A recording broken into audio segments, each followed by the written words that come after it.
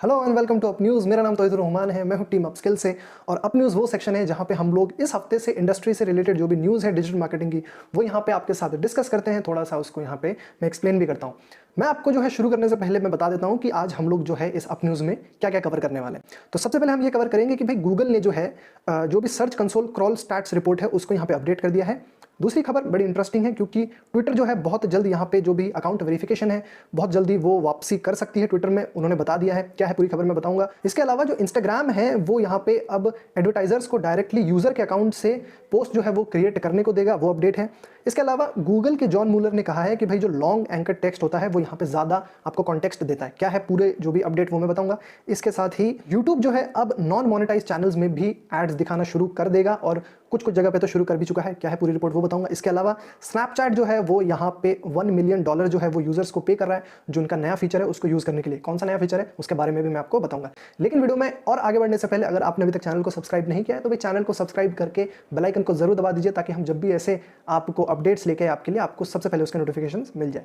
तो बात कर लेते हैं यहाँ पे सबसे पहले न्यूज़ की। तो भाई गूगल का जो क्रॉल स्टैट्स रिपोर्ट है अब वो आपको 90 डेज़ की जो है अकाउंटिंग ऑफर करेगा, जहाँ पे जो भी आपके गूगल बॉट ने जितने भी फाइल्स को डाउनलोड किया है, चाहे वो CSS हो या फिर जावास्क्रिप्ट हो, PDFs हो या फिर इमेजेस हो, वो यहाँ पे आपको जो है 90 डेज़ की अकाउंटिंग ऑफर करेगा। इसके साथ ही मैं आपको बता दूँ कि जो क्रॉल स्टैट्स रिपोर्ट होता है वो आपके जितने भी क्रॉलिंग पैटर्न में चेंजेस होते हैं उसको ट्रैक करने में काफ़ी हेल्पफुल होता है। जहाँ पे जो भी आपके क्रॉल पैटर्न में चेंजेस होते हैं वो एक जो है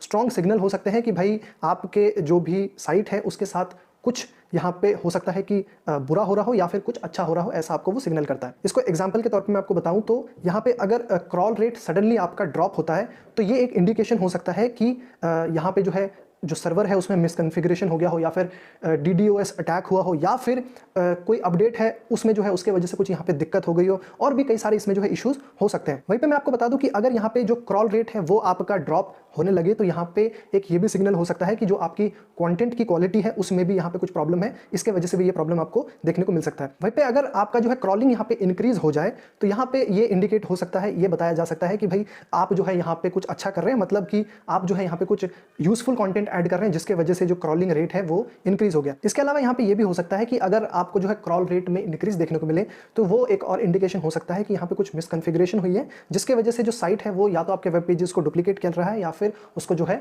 ऑटो जनरेट कर रहा है। इसके अलावा मैं आपको बता दूं कि यहाँ पे जो क्रॉल स्टैट्स रिपोर्ट है उसमें कुछ नए फीचर्स भी अपडेट हुए हैं, जहाँ पे मैं कुछ फीचर्स आपको बता देता हूँ। तो यहाँ पे जितने भी आपके टोटल नंबर ऑफ रिक्वेस्ट है वो अब response code, crawled file type, crawl purpose और गूगल बॉट टाइप से जो है उसको यहाँ पे ग्रुप कर दिया गया है। इसके अलावा आपको यहाँ पे जो है जो भी होस्ट स्टेटस है उसमें डिटेल इन्फॉर्मेशन देखने को मिलेगी। इसके अलावा बताया गया है कि URL एग्जाम्पल्स जो है वो अब आपको शो करेंगे कि भाई आपके साइट पे रिक्वेस्ट जो है वो कहाँ पे हुई है। इसके साथ ही यहाँ पे जो है आपको कॉम्प्रिहेंसिव समरी फॉर प्रॉपर्टीज़, जहाँ पे जो मल्टीपल होस्ट है और जो भी आपका डोमेन प्रॉपर्टीज़ के लिए सपोर्ट है वो यहाँ पे आपको समरी देखने को उनकी प्रॉपर्टीज़ की मिल जाएगी। इसके साथ ही यहाँ पे ये बताया गया है कि ये जो अपडेट है वो सर्च कंसोल में काफ़ी ज़्यादा हेल्पफुल होने वाला है, जो भी आपके वेबसाइट्स हैं उसमें कोई भी इशू अगर आए उसको मॉनिटर करने के लिए। इसके अलावा जो भी पब्लिशर्स हैं उनको यहाँ पे सबसे ज़्यादा बेनिफिट मिलेगा, जहाँ पे वो लोग क्रॉल स्टैट्स रिपोर्ट को जो भी उनके साइट्स है उसको मॉनिटर करने के लिए इस क्रॉल स्टैट्स रिपोर्ट को उनका एक पार्ट बना सकते हैं, जहाँ पे उनके साइट की जो भी परफॉर्मेंस है उसको सर्च करने में यहाँ पे उनको हेल्प मिलेगी। बात करें यहाँ पे हम अब अगली न्यूज़ की, तो भाई यहाँ पे जो है ट्विटर यहाँ पे फाइनली अब जो भी आपका वेरिफिकेशंस है वो वापस लेके आ रहा है उसको, इस प्रोग्राम को, जहाँ पे उन्होंने 3 साल पहले इसको जो है बंद कर दिया था। वहीं पे जो ये प्रोग्राम लॉन्च होने जा रहा है, मतलब यूँ कह लें कि रीलॉन्च होने जा रहा है, उसके लिए कुछ इन्होंने चेंजेस किए हैं उस प्रोसेस को, वेरिफिकेशन प्रोसेस के लिए। वहीं पे जो ये प्लान बताया जा रहा है एप्लीकेशंस को रीलॉन्च करने का, वो यहाँ पे जो है अर्ली 2021 बताया जा रहा है, जहाँ पे अब वो ये बोल रहे हैं कि अभी हमारे पास टाइम है, जहाँ पे वो लोग फीडबैक गैदर कर रहे हैं आम जनता से कि भाई ये जो वेरिफिकेशन प्रोग्राम है उसको कैसे हैंडल किया जाए आगे चल के। इसके साथ ही मैं आपको बता दूं कि जो ट्विटर है वो उनका जो फर्स्ट ड्राफ्ट है उसकी नई पॉलिसी का इस वेरिफिकेशन को लेके, उसके लिए भी लोग उसको देख सके उस पॉलिसी को, उसके लिए भी उन्होंने जो है यहाँ पे उसको पब्लिक कर दिया है, जहाँ पे इसका जो लिंक है मैं आपको डिस्क्रिप्शन में दे दूंगा, आप जाके जो है वहाँ पे चेक कर सकते हैं। अब बताया गया है कि 6 टाइप्स ऑफ अकाउंट जो है यहाँ पे जो भी वेरिफिकेशन है उसके लिए क्वालिफाई करेंगे। तो कौन से तरीके के वो होंगे कि एलिजिबल फॉर वेरिफिकेशन कौन है, मैं आपको बता देता हूँ। तो भाई अगर कोई गवर्नमेंट का अकाउंट हो तो वो एलिजिबल होगा, कंपनीज, ब्रांड्स या फिर नॉन प्रॉफिट ऑर्गेनाइजेशंस उनके अकाउंट वो यहाँ पे वेरीफाई होंगे, न्यूज़ अगर उनके अकाउंट है तो वो वेरीफाई होंगे, एंटरटेनमेंट उसके अकाउंट्स वेरीफाई होंगे, स्पोर्ट्स उसके होंगे। इसके साथ ही एक्टिविस्ट ऑर्गेनाइजर्स और जो कोई दूसरे अगर इन्फ्लुएंशियल इंडिविजुअल्स हैं उनके यहाँ पे जो है अकाउंट्स वेरीफाई होंगे। बाकी जो भी मैंने अभी मेंशन किया है कैटेगरीज उसमें फॉल करते हैं जो आते हैं उनके लिए यहाँ पे बहुत ईजी हो जाएगा वेरीफाइड होना। वहाँ पे मैं आपको बता दूँ कि ये आपको ब्लू बैज जो है या फिर यू कह ब्लू टिक तब मिलेगा कि भाई आपका अकाउंट जो है नोटेबल और एक्टिव होने चाहिए। नोटेबल का मैंने बाकी जो 6 क्राइटेरिया वो मैंने बता दिए। एक्टिव के लिए यहाँ पे जो भी उन्होंने नई पॉलिसी ड्राफ्ट की है उसमें ये बताया गया है कि एक्टिव होना मतलब कि आपका अकाउंट जो है वो कंप्लीट होना चाहिए, जहां पे प्रोफाइल नेम, बायो, प्रोफाइल का पिक्चर और बैनर इमेजेस वो सब कंप्लीट होनी चाहिए। आपका अकाउंट जो है प्रेजेंट होना चाहिए, मतलब आपने जो है ट्विटर में पिछले 6 महीने में एक बार लॉगिन किया हो ऐसा होना चाहिए। इसके साथ ही सिक्योर होना चाहिए, मतलब कि ईमेल एड्रेस और जो फ़ोन नंबर है वो कन्फर्म्ड होना चाहिए। इसके साथ ही जो ट्विटर के जो रूल्स हैं वो उसको जो है आपको मानना है। मतलब ये है कि आपका जो है अकाउंट यहाँ पे 12 घंटे या फिर 7 दिन का जो है लॉकआउट नहीं होना चाहिए, जहाँ पे आपने कोई ट्विटर के रूल्स को है उसको वायलेट किया हो पिछले 6 महीने में। ये सारी चीज़ें जो है यहाँ पे देखी जाएंगी। इसके साथ ही यहाँ पे ये भी मेंशन किया गया है कि ऐसे कौन से अकाउंट्स है जो कि वेरिफिकेशन के लिए इनएलिजिबल है। मैं आपको बता देता हूँ कि आपको जो है वो टिक कब नहीं मिलेगा। तो अगर पैरोडी अकाउंट है, न्यूज़ फीड, कमेंट्री या फिर फैन अकाउंट है तो उसको यहाँ पे ब्लू टिक नहीं मिलेगा। अगर वो अकाउंट जो है किसी पेट या फिक्शनल कैरेक्टर को रिप्रेजेंट करता है तब भी आपको यहाँ पे नहीं मिलेगा, अनलेस जो है वो यहाँ पे डायरेक्टली एफिलिएटेड हो किसी वेरीफाइड ब्रांड या फिर एंटरटेनमेंट प्रोडक्शन से। इसके साथ ही अगर उस अकाउंट ने यहाँ पे किसी भी ट्विटर के जो पॉलिसीज़ हैं उसको अगर वायलेट किया हो, जैसे कि ट्विटर का जो प्लेटफॉर्म मैनिपुलेशन किया हो या फिर स्पैम पॉलिसी को वायलेट किया हो, जैसे कि आपका फॉलोअर्स को जो खरीदना बेचना जो भी है या फिर एंगेजमेंट के लिए फेक फॉलोअर्स का यूज़ करना, अगर ऐसा कुछ केस है तब भी आपको जो है यहाँ पे वेरिफिकेशन बैज नहीं मिलेगी। इसके साथ ही ये बताया गया है कि जो अकाउंट है अगर वो ऐसे ग्रुप्स या इंडिविजुअल से एसोसिएटेड है जो कि किसी हार्मफुल एक्टिविटी या हेटफुल कंटेंट में इन्वॉल्व है, इस केस में भी आपका जो है अकाउंट यहाँ पे इनएलिजिबल होगा वेरिफिकेशन के लिए। इसके अलावा ट्विटर ने यहाँ पे ये भी बताया है कि अगर आपको यहाँ पे वेरिफिकेशन बैज मिल गया है तो आप इसको लूज भी कर सकते हैं। किस केस में? तो बताया गया है कि अगर आप जो है इनएक्टिव या फिर इनकम्प्लीट हो जाए वो अकाउंट, तो यहाँ पे जो है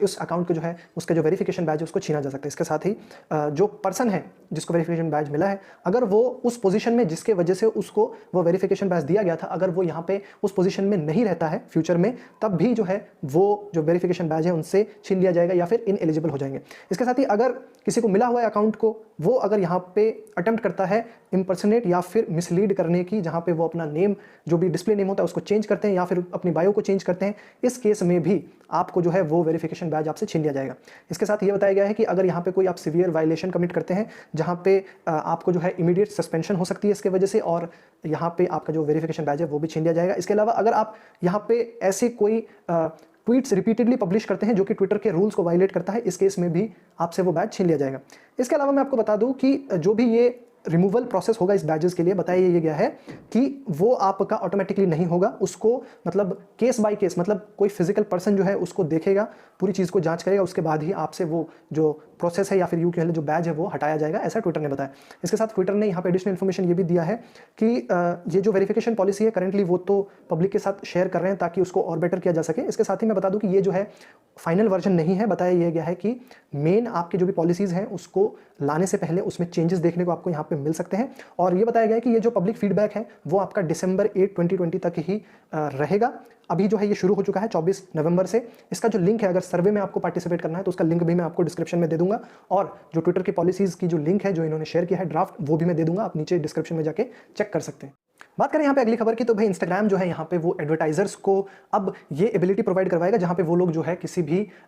स्पॉन्सर्ड पोस्ट को जो है यूज़र के बिहाफ पे या उसके अकाउंट के थ्रू जो है वो डायरेक्टली यहाँ पे पब्लिश कर पाएंगे। ये जो है अपडेट ब्रांडेड कंटेंट एड्स में जल्दी ही इंस्टाग्राम लेके आने वाला है। मैं आपको बता दूं कि जो ब्रांडेड कंटेंट एड्स है वो आपके जो है पिछले साल यहाँ पे इंट्रोड्यूस किए गए, जहाँ पे इन्फ्लुएंसर जो है ये आइडेंटिफाई कर सकते थे और बाकी जो व्यूअर है वो भी ये आइडेंटिफाई कर सकते थे कि जो उनके पोस्ट्स हैं वो यहाँ पे किसी कंपनी या ब्रांड के थ्रू जो है वो स्पॉन्सर्ड है। मैं बता दूं कि जो आपका एड्स है वो सिमिलरली आपका जो भी ऑर्गेनिक पोस्ट है उसके तरह ही वहाँ पे दिखता है, जो कि यूज़र के अकाउंट से पब्लिश किया जाता था, जहाँ पे सिर्फ वहाँ पे एक टैगलाइन होती थी जहाँ पे ये लिखा होता था कि भाई पेड पार्टनरशिप विद जो भी ब्रांड का नेम है उसके साथ। मैं बता दूं कि जो एड्स क्रिएट करने होते थे उसमें क्या होता था कि पहले कोऑर्डिनेशन की यहाँ पे ज़रूरत होती थी इन्फ्लुएंसर और उस ब्रांड के बीच में, जहाँ पे पहले जो है वो कंटेंट को पब्लिश करना पड़ता था एज अ ऑर्गेनिक पोस्ट। उसके बाद जो है ब्रांड उनके इंस्टाग्राम के थ्रू जाके जो है उस पोस्ट को प्रमोट करती थी ऐड के तौर पे। वहीं पे मैं बता दूं कि अब जो है इंस्टाग्राम को इस प्रोसेस को जो है दोनों तरफ से स्ट्रीमलाइन करने की कोशिश कर रहा है। वहीं पे मैं बता दूं कि इंस्टाग्राम जो है यहाँ पे एक नया प्रोसेस लॉन्च करने जा रहा है जहाँ पे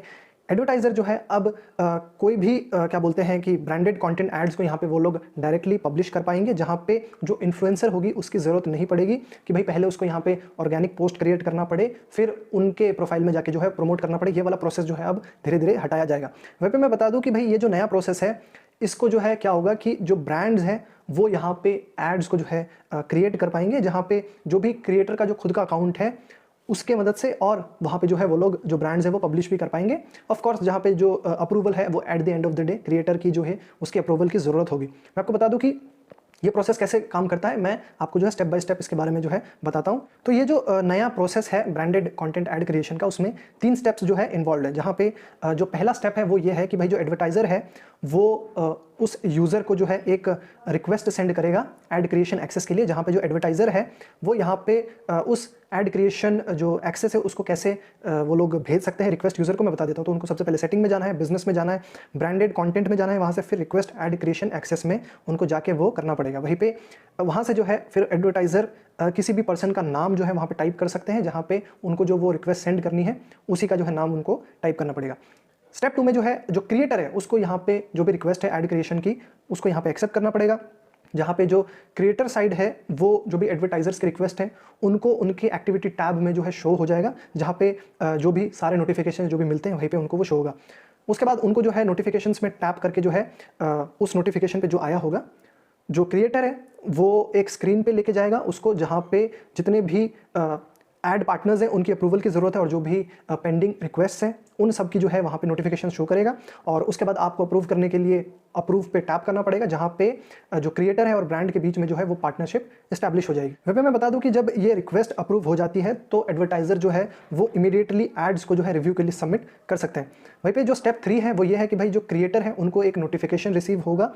जो कि ऐड क्रिएट हुआ है उसके लिए कि भाई उनके अप्रूवल की यहाँ पे जो है ज़रूरत है। तो क्या होगा कि भाई एडवर्टाइजर जो है जो भी ऐड को बनाने का जो भी प्रोसेस है उसके लिए वो लोग एडवर्टाइजर जिम्मेदार होगा। उसके बाद वो लोग जो है यहाँ पे क्रिएटर के अप्रूवल के लिए जो है उसको वो लोग भेज सकते हैं। तो करना क्या है कि भाई अप्रूव करना है उस क्रिएटर को और जो भी ऐड है उस क्रिएटर्स के अकाउंट से वो पब्लिश हो जाएगा। वहीं पे मैं बता दूं कि वो जो ऐड है वो आपके क्रिएटर के अकाउंट से पोस्ट होगा, लेकिन वो आपका जो मेन प्रोफाइल पेज है वहाँ पे अपीयर नहीं होगा। इसके साथ ही अगर कोई क्रिएटर सेटिस्फाइड नहीं है उस ऐड से तो वहाँ पे जो है डिक्लाइन करने का भी ऑप्शन दिया हुआ है, आप चाहे तो डिक्लाइन कर सकते हैं और चाहे तो किसी भी जो ऐड आपकी चल रही ऑलरेडी उसको भी आप यहाँ पे क्या बोलते हैं कि पॉज कर सकते हैं अगर आपने उस ऐड को पहले अप्रूव कर दिया है तब भी। इसके साथ ही यहाँ पे जो है ब्रांडेड कंटेंट एड्स में कुछ और अपडेट्स भी यहाँ पे इंस्टाग्राम लेके आ रहा है, जहाँ पे मैं बता दूँ कि जो ब्रांडेड कॉन्टेंट एड्स है वो अब यहाँ पे रील्स को भी रोल आउट कर रहे हैं, जहाँ पे वो लोग इसके जो लाइव टेस्टिंग बहुत जल्द करना स्टार्ट कर देंगे। बताया जा रहा है कि कमिंग वीक्स में यह स्टार्ट हो जाएगा। उसके साथ ही जो ब्रांडेड कॉन्टेंट एड्स है वो यहाँ पे स्टोरीज में अब टैपेबल एलिमेंट्स भी इंक्लूड कर पाएंगे, जहां पे मेंशंस, लोकेशंस या फिर हैशटैग्स भी वो लोग जो है ऐड कर पाएंगे। इसके साथ ही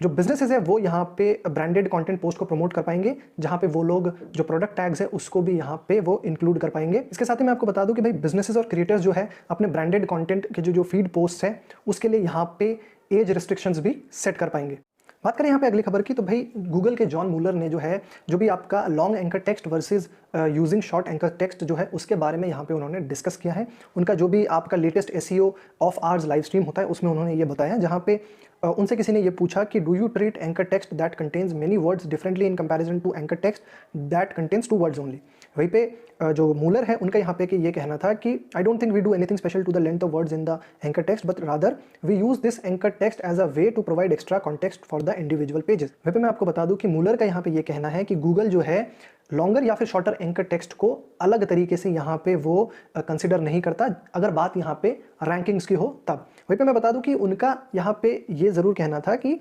ज़्यादा वर्ड्स अगर आप एंकर टेक्स्ट को प्रोवाइड करते हैं तो उससे क्या होता है कि गूगल को जो है आपके जो भी पेज लिंक्ड है उसके बारे में ज़्यादा यहाँ पे जो है कॉन्टेक्स्ट मिलता है, जिसके वजह से ये होता है कि अगर ज़्यादा कॉन्टेक्स्ट गूगल को प्रोवाइड हो रहा है तो वो जो आपकी रैंकिंग्स है उसमें इंपैक्ट वो कर सकता है। वहीं पे मैं आपको बता दूं कि गूगल को जितना ज़्यादा जो है एक पेज के बारे में कॉन्टेक्स्ट उसको मिलेगा वहीं पे वो उसको इफेक्टिवली रैंक जो है कर पाएगा। तो यहाँ पे इंपॉर्टेंट ये है समझना कि गूगल जो है यहाँ पे एंकर टेक्स्ट को रीड करता है और प्रोसेस करता है सारे एंकर टेक्स्ट को और उस इन्फॉर्मेशन को जो है अलग तरीके से अलग पेज को समझने के लिए जो है वो यूज़ करता है। तो अब समझ लेते हैं कि इसका जो है साइट ओनर्स के लिए जो है क्या मतलब निकल के आता है। तो भाई साइट ओनर्स को जो है यहाँ पे जो भी इंफॉर्मेशन है वो अपने दिमाग में ये रखने की ज़रूरत है कि भाई जो एंकर टेक्स्ट को है वो एज अ टूल के तौर पे वो लोग उसका इस्तेमाल करें, ना कि रैंकिंग्स के जो है फैक्टर को देखने के लिए उसको जो है यूज़ किया जाए। वहीं पे मैं आपको बता दूं कि ये जो है एक ईजी वे है गूगल के लिए कि भाई वो जितने भी आपके इंपॉर्टेंट पेजेस हैं उसको यहाँ पे ज़्यादा से ज़्यादा समझ पाए। मैं आपको बता दूं कि इसका मतलब ये नहीं है कि आपको जो है हर एक पेज के लिए एक डिटेल्ड एंकर टेक्स्ट लिखने की ज़रूरत है। यहाँ पे ये कहा गया है कि जो भी URL जो कि आपके पर्टिकुलरली इंपॉर्टेंट है उसके लिए जो है आप यहाँ पे लॉन्ग एंकर टेक्स्ट जो है लिख सकते हैं। मैं कुछ अगर एग्जांपल बताऊँ ऐसे URLs की, तो भाई जो आपके हाई वैल्यू पेजेस होते हैं आपके वेबसाइट के लिए, उसके लिए आप यहाँ पे लिख सकते हैं। उसके बाद अगर किसी कंटेंट को आपने कंट्रीब्यूट किया है दूसरे साइट में तो उसके लिए कर सकते हैं। साथ में जो पेजेस जो कि बैकलिंक्स यहाँ पे आपके वेबसाइट पे जो है कंटेन करती हैं उनको यहाँ पे आप जो है लिख सकते हैं। इसके अलावा पेजेस जिनमें आपका या फिर यूँ कह ले आपके ब्रांड या आपके बिजनेस के नाम के जो मेंशन है उनके लिए यहाँ पे आप लॉन्ग एंकर टेक्स्ट जो है लिख सकते हैं। लेकिन फिर वही मैं बता रहा हूँ कि आपको जो है यहाँ पे ये ध्यान रखने की ज़रूरत है कि एंकर टेक्स्ट जो है वो एक रैंकिंग फैक्टर नहीं है अपने आप में। हालांकि ये जो है यूज़ किया जा सकता है कि भाई गूगल जो है उससे ये समझ पाएगा कि किस तरह की क्वेरी है जिसके वजह से वो आपके पेज को जो है यहाँ पे ऊपर रैंक करने में हेल्प ज़रूर कर सकता है। बाकी अगर इसका आपको जो है पूरा इंटरव्यू देखना है, जो भी सेशन होता है उसका लिंक जो है मैं नीचे डिस्क्रिप्शन में दे दूंगा, आप जाके वहाँ पे चाहे तो चेक कर सकते हैं। बात करें यहाँ पे अब अगली खबर की, तो भाई YouTube जो है जो भी नॉन मोनेटाइज चैनल्स हैं उन पे एड्स शो करना बहुत जल्द शुरू कर सकता है, जिसके वजह से जो भी YouTube क्रिएटर्स हैं रिसेंटली जब उन्होंने इसके बारे में अनाउंस किया तो इस पे जो है ट्विटर पे काफ़ी चर्चा भी हुई, काफ़ी बातचीत भी हो रही है और जो क्रिएटर्स है वो इससे काफ़ी ज़्यादा नाखुश है। रीज़न बीइंग कि पहले ये होता था कि जब आप एक क्राइटेरिया रखा गया है कि अगर किसी भी क्रिएटर ने 4000 घंटे वॉच टाइम और 1000 सब्सक्राइबर कंप्लीट कर लिए तो YouTube का जो है YPP यानी कि YouTube पार्टनर प्रोग्राम में जो है वो शामिल हो सकता है, जिसका मतलब ये है कि आपकी वीडियोस पे एड्स चलेंगी और उससे जो है कुछ पोर्शन आप जो है आप अर्न करते हैं और वो आपके अकाउंट में आ जाता है। मतलब ये है कि आप अपने वीडियो से पैसा कमा सकते हैं। लेकिन अब जो है यहाँ पे YouTube जो है अपने सेक्शन में एक नए सेक्शन को ऐड कर रहे हैं जहाँ पे ये बताया गया है कि राइट टू मोनेटाइज करके जो है इस टर्म ऑफ सर्विस को यहाँ पे नाम दिया गया है, जहाँ पे ये बताया गया है कि आपको जो है ये नए टर्म्स ऑफ सर्विस को मानना ही पड़ेगा, जो कि मैंडेटरी है। बताया गया है कि ये सारे यूजर्स के लिए मैंडेटरी है, मतलब जो भी राइट टू मोनेटाइज सेक्शन में वहाँ पे लिखा गया है, गूगल ने ऐड किया है, उसको आपको जो है यहाँ पे मानना ही पड़ेगा। जहाँ पे यहाँ पे अब कंपनी का ये कहना है कि स्लोली जो है अब ये लिमिटेड नंबर ऑफ वीडियोज़ और चैनल्स के लिए ये जो भी आपके YPP में अभी इंक्लूडेड नहीं है। सीधी सी बात यह है कि अगर आप एक YouTube क्रिएटर हैं और आपका YPP मतलब YouTube पार्टनर प्रोग्राम में आप इन्वॉल्व नहीं है, आपके क्राइटेरिया फुलफिल नहीं हुए, तब भी यहाँ पे जो है आपके वीडियोस पे ऐड देखने को मिलेंगी, लेकिन उसका शेयर जो है आपको मतलब कोई भी आपको पैसा जो है उसके बदले में नहीं मिलेगा। जो कि यहाँ पे बहुत सारे YouTube क्रिएटर्स ने इसको पॉइंट आउट किया है कि अगर आप ऐसे ऐड चलवा रहे हैं तो कुछ अमाउंट तो उस क्रिएटर को ज़रूर देना चाहिए, ये उनका यहाँ पे ये कहना है। इसके अलावा यहाँ पे ये भी बताया गया है कि इससे जो है क्रिएटर्स को बहुत ज़्यादा इम्पैक्ट होगा और यहाँ पे एक क्या बोलते हैं कि नेगेटिव इम्पैक्ट पड़ेगा यूज़र एक्सपीरियंस के मामले में भी, जहाँ पे आप खुद ही सोच लीजिए एक लिमिट होती है एड्स देखने की, जहाँ पे बोला यह जा रहा है कि आने वाले टाइम पे मतलब या तो यूट्यूब यहाँ पे जो भी प्रीमियम आपका एड फ्री प्रीमियम जो सर्विस है उसको यहाँ पे पुश करेगा, या फिर लोगों का जो यूज़र एक्सपीरियंस है वो ख़राब हो जाएगा, जहाँ पे लोग जो है अब जितना यूट्यूब को यूज़ करते हैं उससे बताया जा रहा है कि कम यूज़ करना शुरू कर देंगे। और ऐसा भी बहुत बताया जा रहा है कि शायद बहुत लोग यूट्यूब को पूरी तरीके से बॉयकॉट भी कर दें। हालांकि अभी जो है जो भी उनके नए टर्म्स हैं उनमें अमेंडमेंट यूट्यूब करेगा कि नहीं करेगा ये तो आने वाली बात है, देखने वाली बात है कि होगा कि नहीं। लेकिन अब आप प्रिपेयर हो जाइए कि आप जो भी क्रिएटर्स हैं जो अभी मोनेटाइज नहीं हुआ जिनके चैनल, उन पे YouTube के एड्स देखने को मिलेंगे और YouTube आपको ये नोटिफाई भी नहीं करेगा कि कौन से वीडियो पे आपका वो ऐड चला रहा है, या फिर ऐसे कौन से चैनल है जिसमें ये जो सर्विस है वो धीरे धीरे रोल आउट करना वो शुरू कर रहा है। ऐसा कुछ आपको नहीं पता चलने वाला है। बात करें यहाँ पे अगली खबर की, तो भाई स्नैपचैट यहाँ पे $1 मिलियन पर डे जो है वो यूज़र्स को देगा, ऐसा बता रहा है। जहाँ पे वो लोग अगर जो उनका नया फीचर है जिसको स्पॉटलाइट बोला गया है उसको यूज़ करके यहाँ पे जो भी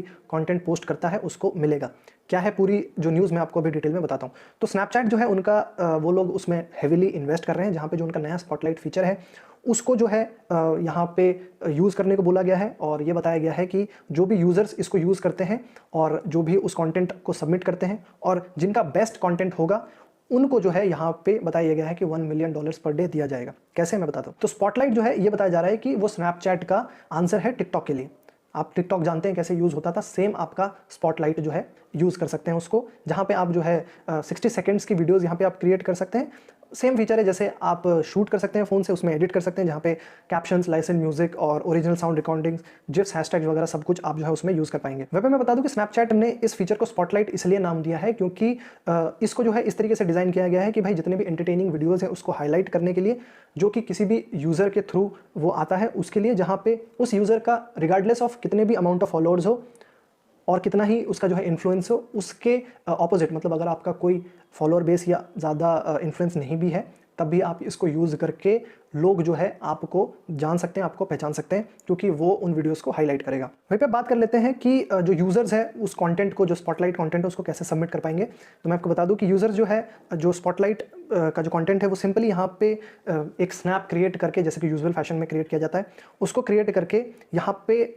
मतलब जो टॉप में होगा आपकी स्क्रीन पे, वहाँ पे एक होगा कि सेंड टू स्क्रीन का ऑप्शन होगा, जहाँ पे एक स्पॉटलाइट करके नया फीचर है, वहाँ पे आपको क्या बोलते हैं कि सब सिलेक्ट करना है, उसके बाद सेंड बटन आपको वहाँ पे हिट करना है और बॉटम राइट हैंड कॉर्नर में जो है कंटेंट आपका सबमिट हो जाएगा। यहाँ पे यूज़र्स के पास ऑप्शन है कि भाई वो लोग यहाँ पे टॉपिक को ऐड कर सके, जहाँ पे वो लोग उस स्नैप को स्पॉटलाइट में सबमिट करने से पहले यूज़ कर सकते हैं। यहीं पे ये बताया गया है कि इंटरेस्टेड जो पीपल है और जो उस टॉपिक में इंटरेस्टेड है उन लोगों को यहाँ पे ये जो कंटेंट है वो रिकमेंड किया जाएगा। वहीं पे अब जान लेते हैं कि स्नैपचैट जो है वो स्पॉटलाइट जो ये कंटेंट उसको कैसे क्यूरेट करता है, कैसे वो पता लगाएगा कि किस यूज़र को जो है वो जो $1 मिलियन देने का दावा कर रहे हैं किसको किस हिसाब से देंगे। तो बताया गया है कि जो भी सबमिटेड कंटेंट होगा वो एक नए सेक्शन यानी कि स्पॉटलाइट वीडियोस उसमें एडेड होगा, जहाँ पे जो कंटेंट है वो यूज़र्स के इंडिविजुअल प्रेफरेंसेस पे जो है यहाँ पे वो सरफेस होगा, जहाँ पे जो स्नैपचैट का एल्गोरिदम है वो यहाँ पे कई सारे फैक्टर्स को जो है कंसिडर करता है उस कंटेंट को क्यूरेट करने के लिए, जहाँ पे watch time, likes, shares, bounce rate, ये सब जो है देखा जाता है। वहीं पे मैं बता दूं कि कंटेंट जो है आपका स्पॉटलाइट में सरफेस होने से पहले मॉडरेटर्स उसको रिव्यू करते हैं कि भाई वो जो कंटेंट है, पीस ऑफ कंटेंट, वो अप्रोप्रिएट भी हो और यहाँ पे एंटरटेनिंग भी हो, ऐसा उन्होंने बताया। वहीं पे जो स्नैपचैट है वो स्पॉटलाइट को एज एन एंटरटेनमेंट प्लेटफॉर्म के तौर पे जो है उसको एम्फोसाइज करने की कोशिश कर रहा है, और जहाँ पे ये बताया गया है कि जो न्यूज़ और पॉलिटिकल जो कंटेंट है, बहुत ज़्यादा जो पॉलिटिकल कंटेंट होता है उसके लिए यहाँ पे कोई जगह नहीं है, ऐसे उन्होंने बताया। वहीं पे आप जान लेते हैं कि स्नैपचैट जो है वो यूज़र्स को जो स्पॉटलाइट सबमिशंस है उसके थ्रू कैसे पैसे अर्न करवाने में मदद करने वाला है या फिर कैसे उनको पे करने वाला है। तो बताया गया है कि स्पॉटलाइट, किसी भी स्पॉटलाइट को सबमिट करने के बाद जो है एक प्रोप्राइटरी फार्मूला बेस जो है यूज़ होता है, उसके बाद ही ये डिटरमिन कर पाते हैं कि भाई कितने यूनिक व्यूज़ आए हैं उस स्पॉटलाइट पे और कितना जो है कंटेंट सबमिट हुआ है उस दिन में। इसके बाद स्नैपचैट ये भी नोटिस करता है कि कोई जो है फ्रॉड तरीका तो नहीं अपनाया जा रहा है व्यूज़ को बढ़ाने के लिए या फिर क्या बोलते हैं कि जो भी व्यू काउंट है उसको बढ़ाने के लिए, ये सब वहाँ पे वो देखता है। वहाँ पे मैं बता दूं कि यहाँ पे जो अर्निंग्स है वो यूज़र्स को हर दिन पे किया जाएगा, जहाँ पे ये बताया जा रहा है कि स्नैपचैट जो है वो डायरेक्टली मैसेज करेगा उन लोगों को जो भी इस क्या बोलते हैं शेयर ऑफ जो मनी है, जो जीते हुए लोग हैं जिन्होंने जीता है, उनको यहाँ पे वो लोग डायरेक्ट नोटिफाई कर देंगे कि आप इतना पैसा जीते हैं, आप इसको जो है उसके लिए एलिजिबल है, आप हमारे को बाकी का प्रोसेस के लिए आप हमें जो भी उनका तरीका होगा वो बता देंगे। वहीं पे यहाँ पे ये मेंशन नहीं किया गया है कि एक बंदा जो है वो कितनी बार उस स्पॉटलाइट से मनी अर्न कर सकता है, कोई लिमिट नहीं है। अगर आपने एक बार अर्न कर लिया है तो दूसरी बार भी अर्न कर सकते हैं, चांसेस ऐसे बहुत ज़्यादा हैं क्योंकि इसके लिए कुछ ऐसा बताया नहीं गया है। फिर मैं बताऊँ तो भाई यहाँ पे जो है ये प्रोग्राम जो है बताया गया है कि 2020 के एंड, मतलब दिसंबर के एंड तक जो है ये प्रोग्राम चलने वाला है और उसके आगे भी शायद चल सकता है, हालांकि ये अभी कंफर्म नहीं बताया। भाई मैं बता दूं कि ये जो अभी कुछ कंट्रीज़ में ही शुरू हुआ है, जहाँ पे Australia, Canada, Denmark, France, Germany, Ireland, New Zealand, Norway, Sweden, United Kingdom, United States, इन जगहों पर अभी ये जो है लागू हुआ है। इंडिया में फ़िलहाल ये फीचर अवेलेबल नहीं है। तो दोस्तों बस आज के इस अप न्यूज़ सेक्शन में इतना ही। मुझे उम्मीद है वीडियो जो है आपको इन्फॉर्मेटिव लगा होगा और आपने लास्ट तक ज़रूर देखा होगा हर चीज़ को समझने के लिए। बाकी आपको वीडियो पसंद आया होगा तो लाइक ज़रूर कर दीजिए। आपका कोई क्वेरी हो तो आप वो कमेंट्स में पूछ सकते हैं, और आपने किसी जो है फेलो जो फ्रेंड को जो डिजिटल मार्केटिंग में है उसको जो है शेयर कीजिए इस वीडियो को, ताकि उसको भी हेल्प हो पाए। और मैं आपको मिलूंगा अगले वीडियो में, तब तक आप देखते रहिए अपस्किल को, अपने आप को अपस्किल करते रहिए। Goodbye, thanks for watching.